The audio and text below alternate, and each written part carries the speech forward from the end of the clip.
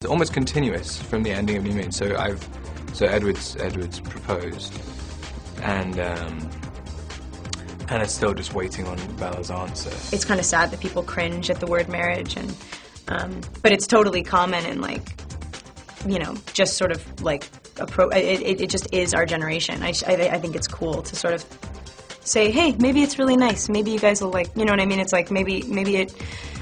If you're in the right place, it could be the right thing for you. It's not just like, no, I'm not going to get married till I'm 35. It's like, that's it. That's the number, and everyone's, and all these kids, you know what I mean? It's like, but I don't think we're talking about, you know what I mean? I don't think the movie really, like, it's not totally about that. There's actually twice. The first time was not so well.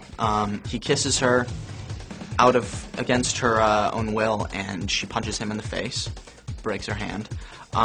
So that one wasn't terrific, but the second one was like the climax of the movie. It was on top of this mountain with this beautiful background, and it was like the ultimate kiss moment. Kisses in movies tend to be a little awkward because you have to, like, show the camera that you're kissing, and typically if you just do it naturally, it's the back of your head or the back of his head. So it's like you're always sort of craning to let people see this romantic kiss that's so completely unromantic because it's, like, so uncomfortable. Whenever there's a kiss, it's always there's always some awkwardness about it in the scene. And always the staging of it is always impossible. I don't know why every single time we've had to do a kiss, it's had to be like, like, I don't know why, it's really bizarre. But I guess it's not so nerve-wracking anymore. The last time I remember feeling nervous was on New Moon doing the kiss, and I think the first kiss that Edward and Bella have. I was terrified about doing that. It is uncomfortable at moments, mainly because I'm the only person on the entire set without a shirt, except when I film with the Wolfpack.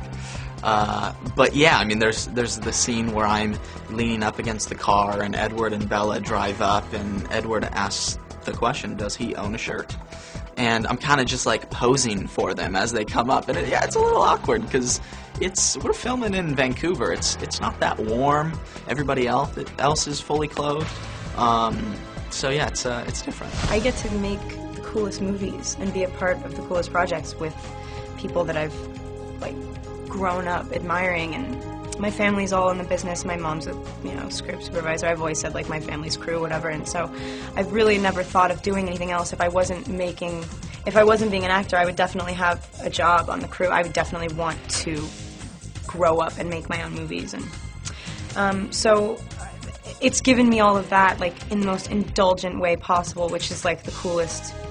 I would trade nothing for it, and all the fame stuff, like, it's so untouchable, like, it just floats around you, like, oh, I'm famous, really? Like, I'm sitting in this room, there's a bunch of people in here, and there's no difference. It's like, I don't deal with it. That's the best way to deal with it, it's just, it is. I mean, I don't like having a big entourage of people. I don't like people doing stuff for me. I mean, I just don't like it, and I guess that's what comes with it, and I've never liked it. I think it's because my mum always liked to do stuff for me all the time, so, like, so whenever people try and do stuff, I'm like, no, stop it, I'll do it myself. Like, and I think, so I've never really seen the real benefits that come with fame, other than getting jobs easier and not having to do auditions. But I mean, I don't know, you see some people who kind of become famous and they immediately become, like, these monsters, and it's like, what are you gaining out of this? Like, what is the kind of thrill for you? It's just weird. I think the most important part is just surrounding yourself with the people that are close to you. I mean, your family, your friends, and that's extremely important to me, and I'll never lose that side. And you can't let it get to you too much, or it will drive you crazy. Yeah, it's not normal. It's not normal to wake up in the morning and have 12 cars waiting for you.